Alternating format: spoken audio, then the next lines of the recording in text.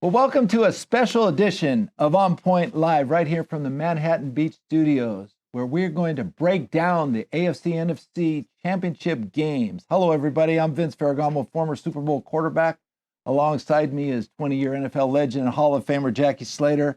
Jackie, what a great weekend. Did you enjoy these games this weekend? I really did enjoy the games. I was surprised by some of the outcomes, one in particular, but they were some very well played games and in some instances very well coached as well. Jackie, you know, when you look at that game, well, let's talk about the AFC championship game in Baltimore. Okay, the Ravens played the Chiefs, and you can never discount Andy Reid and Patrick Mahomes in any of these games, Jackie. And you and I He's both been prolific. You and I both did that. We did. I mean, looking at Lamar Jackson throughout the season, I still think he's going to be the MVP of the league this year. Watching his performance and how he was bringing all these pieces together, I thought it was just magnificent. And I just could not see Andy Reid and his outfit beating them. But as we saw, Vince, it was quite a coaching display. I thought Andy Reid, you know, it's not the West Coast offense anymore. No, because the West Coast offense, it pretty much points at the offensive side of the ball. Right. But when it comes to strategic systems being deployed by any one coaching staff and a team, I'm going to refer to Kansas City as the KC Arsenal.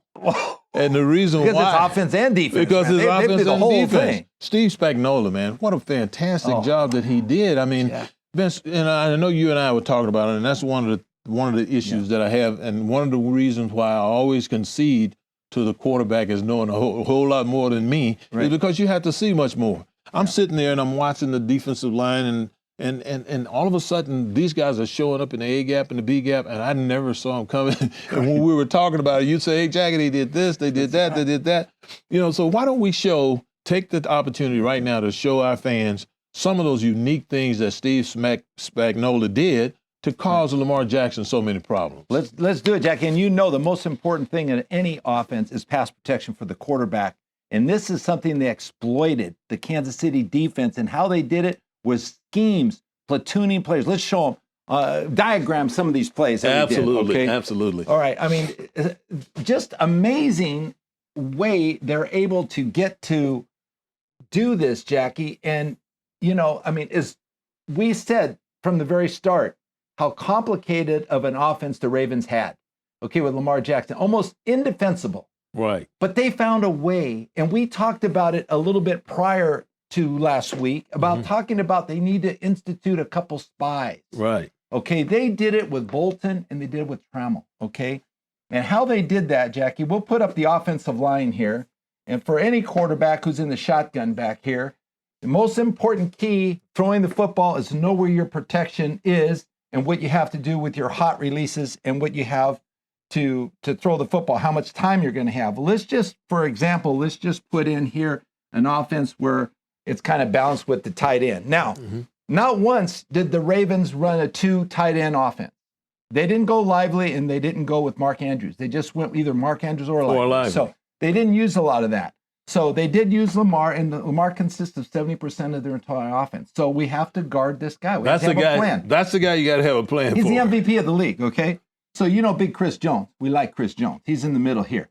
They never once tried to run right up the middle. He's too strong. Yeah, they came off the edges. You mentioned the size and the ability this guy has. I mean, you can't block him. He's so big. He's strong. He's physical. He can get to the quarterback. He can run. Then you have the ends out here. Okay. Now, they took number 53, which is Trammell, and they took Bolton over here. What number was he, Jackie? Let's just put linebacker here. Yeah. Okay, Bolton. Okay, so sometimes they'd stack him up on the line of scrimmage here. Now they have their secondary here, two safeties, a corner here, strong safety. Now the nickel back. Okay, if they were in a defense with nickel coverage, but you see you have 1, 2, 3, 4, 5, 6, and then 5 secondary. Now they change it around. You don't know if you're going to have the back block. Is he going to rush 4? They'd rush 4 down linemen. Right. They'd sometimes rush 5. Right. With him, Bolton, or Trammell, or he'd come in the gap and run an outside release, or they'd rush 6. They changed it up. They were never the same. Okay. And all of these gaps were filled, and some of them overloaded with 2 guys, and 1 guy came free. Right. And then so Lamar, with dropping back to pass, part of it had to do with maybe the way the game came to fruition. I mean, he got behind early in the game. So maybe they started, but they didn't run the ball very well against this defense. They only rushed for 81 yards. So here you got a situation where even on a pass play, when these guys would drop back, their eyes were on Lamar Jackson. So they were spying. They were watching him. He had this side, he had that side. And when you had a double spy, when they only rushed these 4, okay, then they would stay on the line and watch and see if he's going to scramble. So they took away a lot of his lanes that he could run the ball through. And this is the only way we felt that someone would have a chance to at least slow this offense down. Right. But this offense is predicated about running the football first. That was the number 1 team. They did not rush the ball did not well rush at it. all. Not and at so all. they lost the play action ability. So this is what happened. This was the scheme they did. Different personnel groupings on defense as well as offense. I mean, you said it right. Yeah. Okay. You said, what did you call this? The KC Arsenal? The KC Arsenal. They stopped them cold. It was a unique plan, Vince, I thought, and one of the things that really jumped out at me was the opportunities that were given to those backers. Those backers didn't have to do a lot in coverage. No. Tranquil them. Their responsibility was blitz or spy. Blitz or spy. And one time, 1 spy, sometimes 2 spies. Absolutely. So they didn't know, I mean, which way to go. The goal was definitely to take Lamar Jackson out of the equation or limit his production. You know, Vince, on the other side of the ball, a lot of people thought that, first of all, Patrick Mahomes, he played with a cool, calm demeanor that you rarely see in a quarterback who's anticipating big-time pass rush. You know, all week long they talked about Clowney and how much pressure he and his teammates were putting on quarterbacks and their pass rush and the blitzing with those linebackers and all of this pass rush stuff. And, you know, as I watched the game, I thought to myself, you know, I wonder how Andy Reid is going to handle this. And Vince, I can remember like it was yesterday. I was watching the game and I felt like it was way back in 1980 when Bill Walsh had come to San Francisco, and I'm sitting on the sideline waiting for my opportunity to get back on the field. They weren't scoring, but they were consuming the clock and just staying out there and getting those first downs. Right. The thing that I wanted to say, Vince, is this.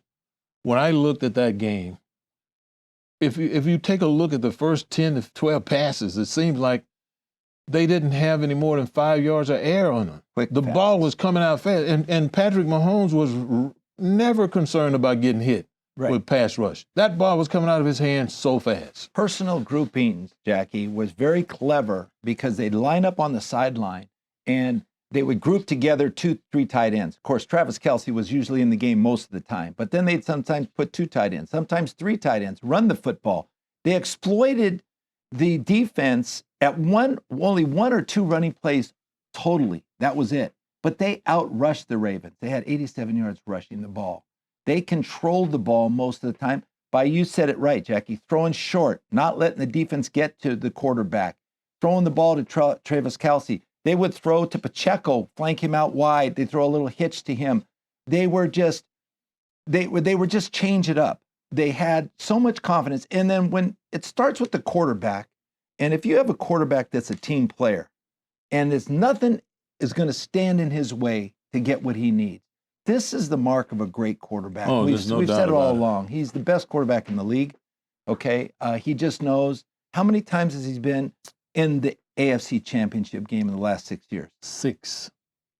I mean, think about that. He's a winner. 6 consecutive seasons. Right. Playing one game to go to the Super Bowl. That's pretty He's amazing. won 2 Super Bowls. This year he's going for a 3rd. Yeah. I mean, This he's only 28 years old. And this Jackie. one will be back to back. He's not even in his prime yet. Remember the days when Andy Reid would go and sit down on the bench and talk to him, Vince? Oh, yes. And when he came off the field?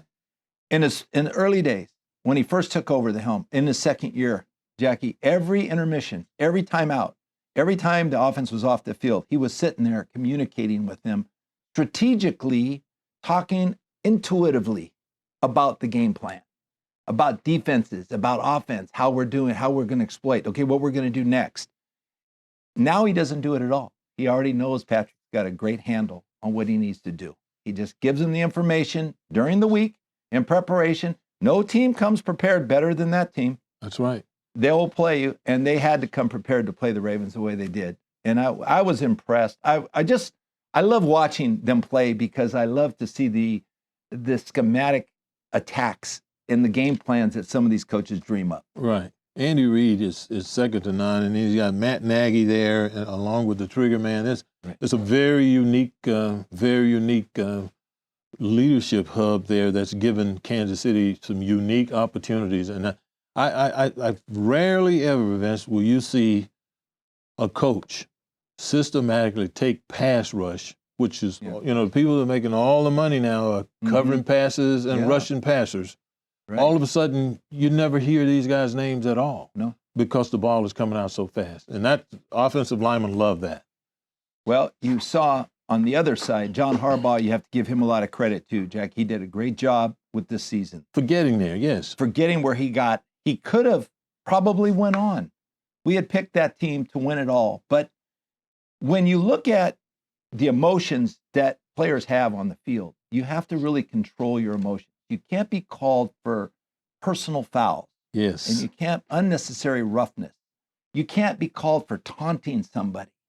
These are not championship qualities that you can move forward. I can recall a Bill Belichick team never called once in his entire coaching career that players would be called for unnecessary, unsportsmanlike conduct. It just wasn't permissible. Why this would happen, this is what actually was the turning point, I think, in the big play to Flowers. Zay Flowers had a great catch, wide open. Lamar found him wide open down the field. He runs the ball down, Jackie. He gets tackled by Snead on the 10-yard line. They're going to go in and score. He pushes him to the ground, and he's taunting and standing over him. This is not what's acceptable. You can't win football games when you do that. Set him back. Championship football games. Guess who in knocked particular. the ball away from Zay Flowers when he was going in to score, when he was going in for the touchdown? Would have been a tying touchdown. The same guy that tackled him? Snead hit the ball, the same guy. He didn't get up. He said, I'm going to get even with that guy. And that's what happened. How about that? And so I don't know if it was a result of coaching. I mean, you can't really coach someone to control your anger. You got to just be able to control it. Yeah. It's self-motivated. Yeah, it's a discipline issue. A discipline, right. Team discipline issue. Well, anyway, I think a lot of credit has to go to the Kansas City Chiefs. They had a great game, a great win for them to win by 7 points. I mean, they proved a lot of doubters out there that they couldn't do it again. You and I included. Yeah. So that's good luck for Kansas City moving on. They'll be in Super Bowl 58, but we got to see who they're going to face. We have to first look at the San Francisco NFC Championship game in San Francisco. They played the Detroit Lions. Never been there before. Never been in a Super Bowl. Everybody was pulling for Detroit. Did you see the stands back in Detroit? They were going crazy. They had a 17-point lead, Jackie. What happened? What happened? Vince, I tell you one thing. When I watched the first quarter of that game and I watched the dynamic athletes they had from the backfield, giving the ball to the receivers on a return, on a reverse and everything, and with that big offensive line they have, Jared Goff was off to a good start. Yes. I thought to myself, this is finally going to happen here in Detroit. And then as the game went along and I watched that game closely, it became clearly obvious to me that the difference in what was happening in that game was happening on the sidelines. It was the coaching and the coaching decisions that ultimately turned the tide to this ball game. Now, I know you and I were talking about this, and you looked at all the details, but I counted, Vince, 6 reasons, 6 things that happened that all could work together to turn the tide of this game. 6 things. I mean, that could have turned the tide of the game alone. Right.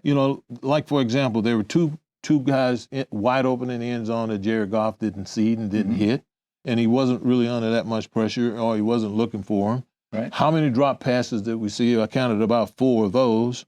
And then we had those 2 huge 4th down calls instead of taking points. Take the points in the game like this. Don't you want a 3? 3-score lead as opposed to a 2-score lead and giving the ball in a short field. Right. And then that fumble. So there were things that just took the evaporated on just Detroit. took the opportunity for Detroit away to win that game, in my opinion. Like the wind came out of the sail. I mean, when I look at this game, you know, the Detroit Lions were pretty much in control of the entire game. I saw Fred Warner looking on the sideline like he was mesmerized. Like, yes, what's going on? I don't understand what's happening. He was. And they were really taking it to the 49ers. They were running the football, Jackie. They had 187 yards or 182 yards rushing the football. Okay, San Francisco came back later in the game to rush the ball with McCaffrey. But the point was they were in control of this game. They were up by 17 points at halftime. Okay, they were outscored in the second half 27-7. Okay, they got beat 34-31. Should have been even more at the end. Now, what turned the tide for the 49ers? I mean, what gave them this impetus? What was the spark that ignited this engine that got going and rolling? You know what it was? I think it was one of those fourth down calls. The fourth down call.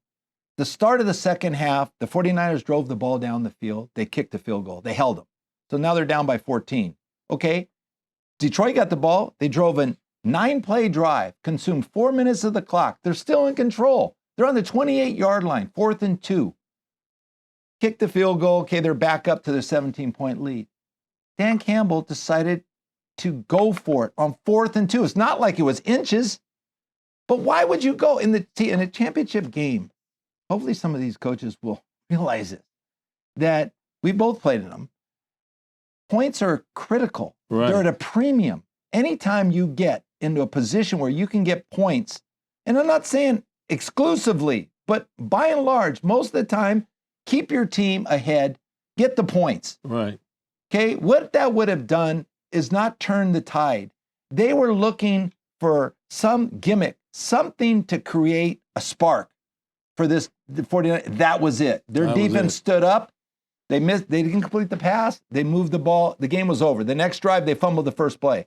Boom. They go down and score a long pass to Ayuk. Game over. Game's over. They caught fire, and you couldn't stop them. They got rolling, and that's how they play. And credit their coaches. But I liked everything I saw from Detroit's defense. I like Ben Johnson's offensive calls. I think he was spot on. I think Gibbs was good. I thought Jared Goff played good. Their line played good. It was just deflated the whole thing off one call. Couple of decisions made. And you can say all year long, oh, well, this got us here. This got us here. This is a championship game. Yeah. Well, hey, a little different now. Yeah. Let's take these points we'll right take now. The points. We'll play defense. Take the points. Yeah.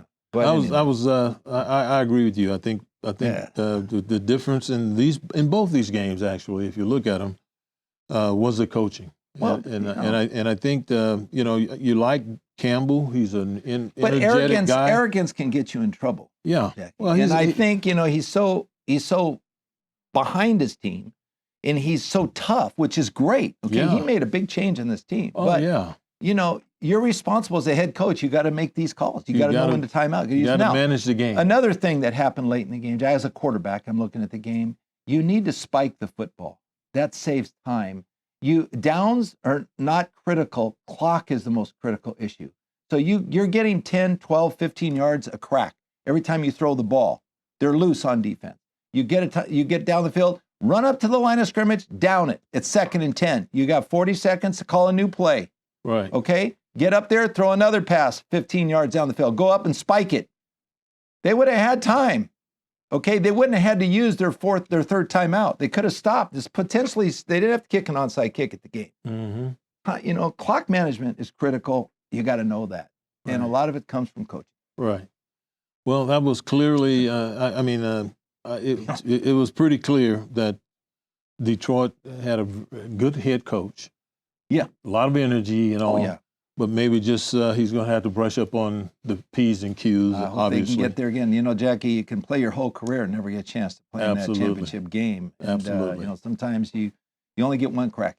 Absolutely. And so, but hopefully they can get back there because they're a young team. They're a young team. And I think San Francisco Kyle Shanahan still prevailed, little coaching experience.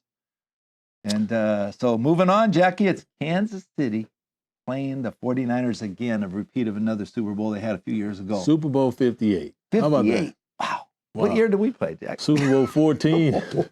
That's Super Bowl 14 was a long time ago. Yeah, boy. But, you know, a lot of things change, but some things don't change in football, Jack. That's right. It boils down to the same old stuff. But who you like in this Super Bowl game moving forward, Jack? It's going to be a good one. It is going to be a good one. And, you know, I dare not go against Patrick Mahomes and Andy Reid anymore because I was just blown away last week to watch them in their magnificence.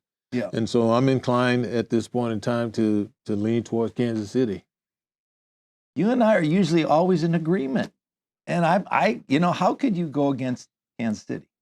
As good as the 49ers have been, Brock Purdy, his first Super Bowl appearance, only second year in the league. And they have all the weapons. And then there's a measurable amount of pressure that can be added to this formula when you think about the fact that Brock Purdy, Mr. Irrelevant, just a couple of years ago, is getting ready to go against Patrick Mahomes, who has gone to 6 straight AFC title games. Well, give a lot of credit to Brock Purdy, too. Late in that game, Jackie had some really timely runs. Yes, he did. Some scampers that he rushed for first downs. You can see the family was ecstatic in the stands. Why wouldn't you want to be? I mean, they started to roll. They got on a roll. He got into a sync, great rhythm. He was throwing the ball on time, and he was doing all the right things, which is great to see. And we talked to him when he first was Mr. Irrelevant coming out of college at Iowa State, and you know, we knew he had a lot of talent. He's with the right coach. Just, you know, when you get your chance, your opportunity, take advantage of it, you know. And he certainly has done that. He sure did, and he's really come on. And one thing, Jackie, what's very common for both these two teams with their quarterbacks are well-liked. They're a team player. Yeah, they're when teammates. You talk to their teammates, Jackie, they like them. They have everything to say, all these great things to say about their quarterback. And, you know, that takes you a long way. If they're going to play with you, they like the way you play. They know you're not going to shortcut. You're going to work hard with everybody else and, you know, enjoying the fruits of their labor. That's right. They really, I think it's great to see. It is. It really is. Well, that's going to be interesting to see what's going to happen moving forward, Jackie. And so we hope you all continue to watch us here on OnPoint Live and subscribe to our YouTube channel. And also follow us on Instagram. We're also on Instagram, on.point.live. So anyway, we want to keep you guys posted. Thanks for watching and listening to our recap of this game. And hopefully you'll agree with us. Or if you disagree, give us a comment there. Right, Jackie? That's right. Yeah. So until next time, Jackie, stay on point.